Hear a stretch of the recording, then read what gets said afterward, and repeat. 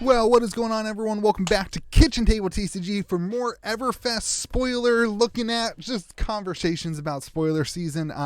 Yesterday I was working so hard on the grading the graders video that I posted this morning that I did not have a chance to get this video out. I wanted to get it out last night, but I was up till very late editing that one. So we got a lot of cards to talk about. Sit back, strap in. It's going to be a little bit of a long video. We're just going to enjoy spoiler season, right? We're just going to take a look at the new cards. If you want to take a look at these cards for yourself and you want to know who spoiled these cards, it's very important that you go and look at their spoiler stuff and go actually contribute to spoiler season, and that way you can click on the link and see all the people who got spoiler cards and where they spoiled them, and you can click on their links and see their own things. So yeah, make sure you go do that. But we're going to go through all the cards here and take a look at them and give you my opinions on them. We're backing up all the way to day one. We started the video a little early, so we got all day one, all day two, and a couple of the cards from today as well.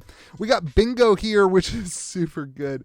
Man, this is going to be a really cool card. When Bingo hits a hero, they reveal a card from their hand. If an attack action card is revealed this way, Bingo gains Go Again. If a non-attack action card is revealed this way, draw a card. Now, this is a little situational. It will require some deck building. This is a really great, in my opinion, sideboard card. A 1 cost 5 attack with an ability like that is pretty dang good against decks that have a lot of attack action cards. You're going to see this really be utilized very well, and then obviously against like a Briar deck, right? This is super good against Briar because they have attack actions and non-attack actions, so you're either going to get Go Again or get to draw a card. There's a lot of shenanigans that you can do with this. It does hit a lot of cards that give cards Go Again too, so if you in reaction you could do things to get Go Again. If it doesn't get Go Again off your card draw, this is going to be a really good card. I love the generic Majestics in this set. Seem like they're going to be pretty good, and I think that's going to be really good for the financial value of the game, but also it just gives a lot of good deck building things going around. So Bingo Bango, I like Bingo. It's good. Artwork's pretty cool too. The artwork is different than I thought it was going to be. They definitely went this kind of light-hearted carnival theme. It'll be interesting to see if we get any like enemies or something like that in the carnival. Give a little conflict to the artwork. We'll see. Anyway, this blocks for 3, which is huge. It only costs this is a good card. This is gonna be a good card. It'll be interesting to see if it actually sees play in the right deck. So then we have a Skull Crusher. We go from a super good card to a card that I don't know. I just don't really get it. I don't understand where it's gonna slot in. It is an arm equipment, so you got to give up Gambler's Gloves to use this. When you roll 5 or 6 on a die, your brute attacks gain +1 this turn, which is a great ability, but like if you roll 1, you just destroy this. It just goes away. So turn 1, you could lose your equipment turn 1. I don't know. I don't think this one's going to actually see much play. The artwork's kind of cool though. Skull Crushers. It does block for 1. It has Battle Worn, so you can block with it, and then you can kind of continue to use it. It's not going to last, on average, this is going to last 3 turns. On average it's going to last 6 turns. Is that how you do that? Anyway, but there's a chance that it goes away on turn 1, which kind of sucks. So I don't anticipate that people will use this, as it's just too random, and it doesn't help, especially when you could have a better card in the slot. So I don't really think this one's going to see much play for Skull Crushers. That is not a card. That is just a new window. We got High Roller here. Another brute card. Interesting stuff going on for the brutes. You've got High Roller, which has Intimidate. This is a 0 cost action. If you've rolled a 4, 5, or 6 on a die this turn, instead Intimidate twice. So pretty cool. You get to draw cards out of your opponent's hand. I think this is one of the more exciting brute cards in my opinion. You got some different brute builds now that you can do some more hand shenanigans, which is always good to get some hit effects through and that kind of thing. This artwork I don't get. Like, what is this brute doing gambling? It looks like he's rolling the dice, which is, I get it, that's what brutes do, but in a much more real world, like, aren't the brutes savage beasts? So like, are they tamed savage beasts now? Like, I just don't get that one. I don't love the theme of that, but yeah, it is what it is. The High Roller, interesting. It'll be interesting to see if that kind of slots in anywhere.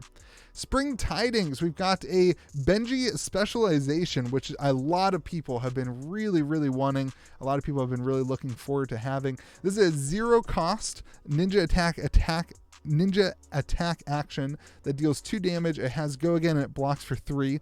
And when it hits, you draw a card for each other attack action card with power, with 2 or less base power you control in the combat chain. Really good card. Benji needed a specialization. This is it. Benji and Blitz is getting a little boost here. Really exciting. The artwork is fantastic on this. I love this. Is gonna be, I hope this is one of those foils where they don't just like foil a couple little things in the background like the leaves or something. Hope they foil that yellowing, that yellow glow from the sun. I think that's gonna be a really, really cool foil. It pitches for 2, so I think it seems pretty balanced. It'll be good. I think this is a good card. It'll be interesting to see if Benji can kind of get some more screen time on Blitz because of this. Now we got Battering Bolt. This one is a little low quality, sorry. Battering Bolt, this is a ranger attack action arrow. When Battering Bolt hits a hero, they reveal their hand and discard all cards other than action cards. So it could be non-attack action or attack actions. Then they lose 1 life for each card discarded this way. I don't know. I mean, I guess this is a slot. I guess you're slotting this in against some specific decks. I don't know that this takes 2 costs for 6. I don't know that this necessarily takes a slot. I don't know. Maybe I'm not a ranger expert, but maybe I'm missing something of this. It doesn't seem extremely good to me. They reveal their hand and discard all cards other than action cards. It seems like most heroes are going to have quite a bit of action cards. I'm not sure why you care. This one, I like cards in Flesh and Blood that make you make a hard decision. This one, if you have all attack actions and non-attack actions in your hand, you don't really care about the hit effect. So it doesn't necessarily make you make a decision on if it hits or not. But maybe there's other synergies and other things that I'm not thinking of. Here we got Fractal Replication. Everyone thought this artwork on Rudy's reveal was going to be a hero card. Maybe they spec'd on Illusionist because of thinking they're going to get a new Illusionist, which still very, very well could happen. But Fractal Replication, one of the, I think, coolest artwork. Super interesting thing I noted on this artwork. Let me see if I can zoom in.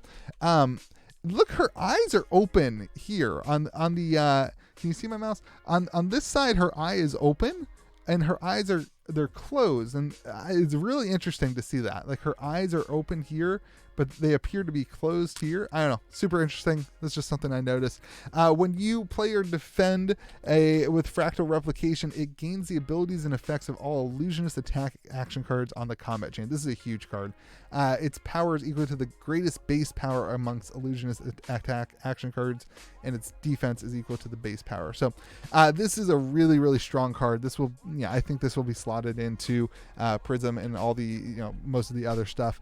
This will be a kind of a staple for Illusionist, I believe, in the game. It's really cool. The artwork, this is going to be a card that people really like to collect and foil. I'm guessing the foiling is going to be really good on it with all that kind of shininess going on in the background. Super cool. I like to see these different abilities added into the game and different, the asterisks is something we haven't really seen much of. So a different way to play the game, and really interesting to see that. All right, let's keep going. The best card in the game right now. This is the one that they said was the biggest power. I think this is probably the Twitter hint on that. Pulverize, a 10 cost Guardian attack action, blocks for 3. 10 cost Guardian attack action, pitches 1 for 14 damage in Blitz. This is more than 2/3 of your opponent's life for 14 damage. If it hits, at the beginning, there's a new keyword, heave 3, which is instead of putting it face down in your arsenal at the end of your turn, you can put it face up in your arsenal. You pay 3 and put it face up into your arsenal. And if you do, you create 3 seismic surge tokens. So now your opponent knows that this is coming, and knows that it's only going to cost you 7 next turn, which allows you to play something to dominate it and then and play it, because you have 4 cards in your hand. So if you had 9 pitch, you can probably give this somehow dominate. I don't know. I'm sure somebody will do deck techs and all that stuff. But hypothetically, you can dominate this. So your opponent has to decide what they're going to do with all that kind of thing. And then if it hits, their first attack during their next turn has -4. This is a massive, massive card. Man, Bravo is looking spicy. There's Oak and Old for the new Bravo. You've got Pulverize for the new Bravo. Bravo's looking spicy. It'll be really interesting to see if this card gets a lot of play if this card actually is as powerful as I think it is. 14 is huge. 10 is also huge, which is the balancing act here. But 10 goes to 7. I don't know. This seems pretty good. It'll be really interesting to watch this one. Artwork's pretty cool. But this is the third time we've seen this hero here.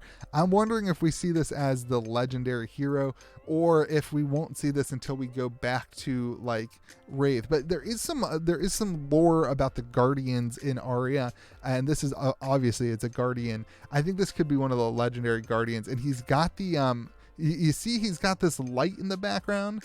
I have a hot take with Louis.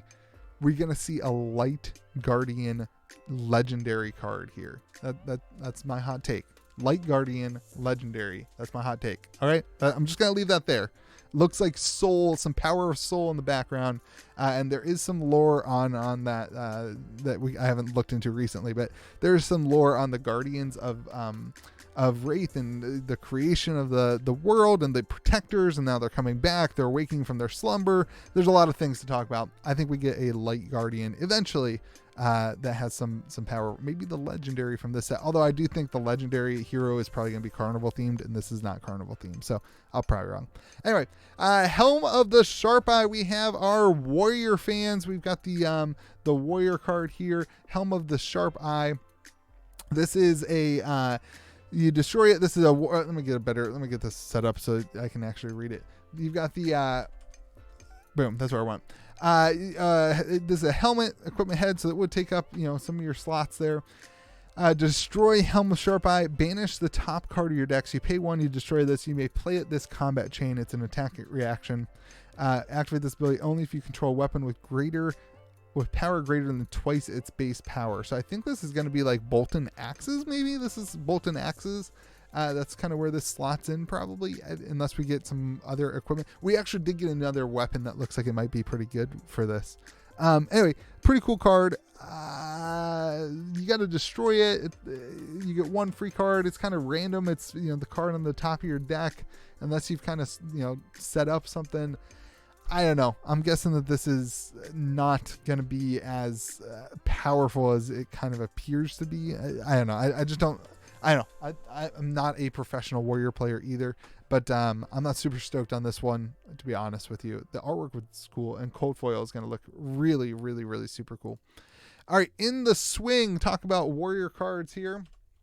In the swing, we got a 0-cost warrior attack reaction, because we needed more of those. Play in the swing only if you've attacked with 2 or more times with weapons this turn. Okay, so that's the huge caveat to this.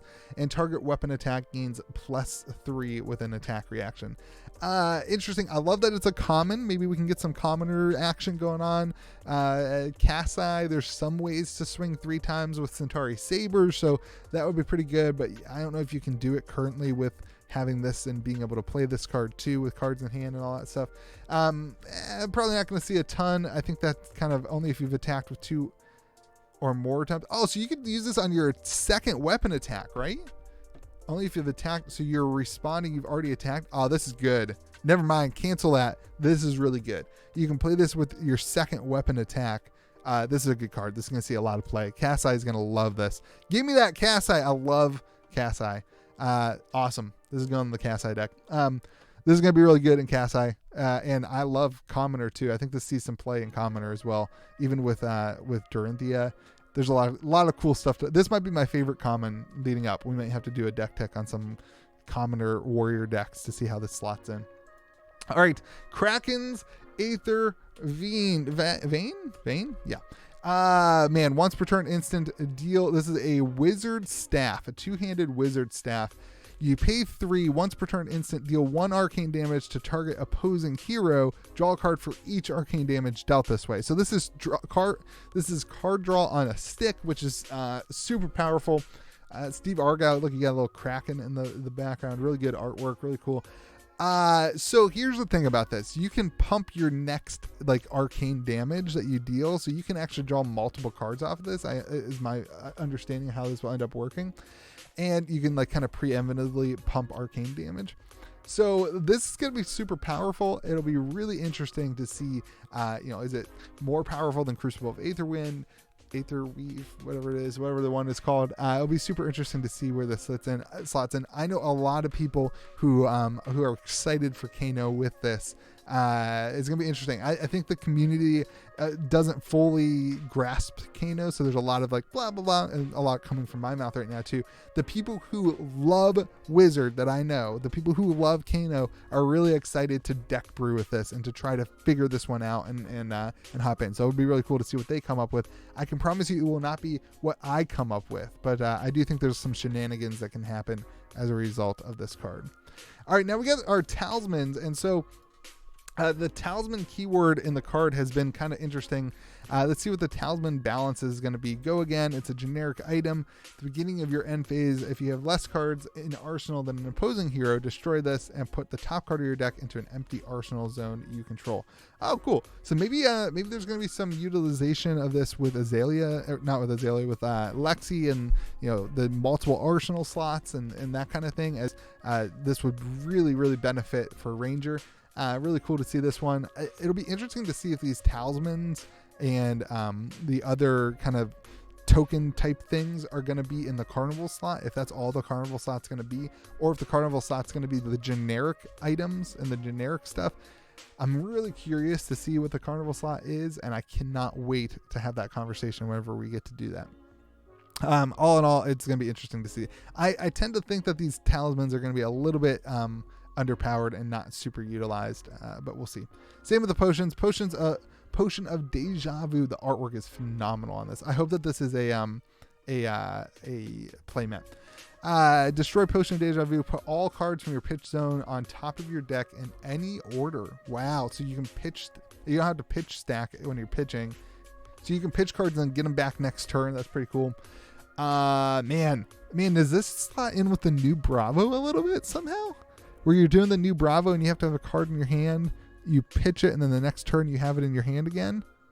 Interesting. Potion of Deja Vu. That seems pretty cool. Seems like a shenanigans type deck. A lot of things that could happen with it. Again, I think all those potions, talismans are a little underpowered with some. This is the amulet. This is the stuff that I think is going to be in that carnival slot. Amulets, potions, talismans. That's my guess. That's where all these are.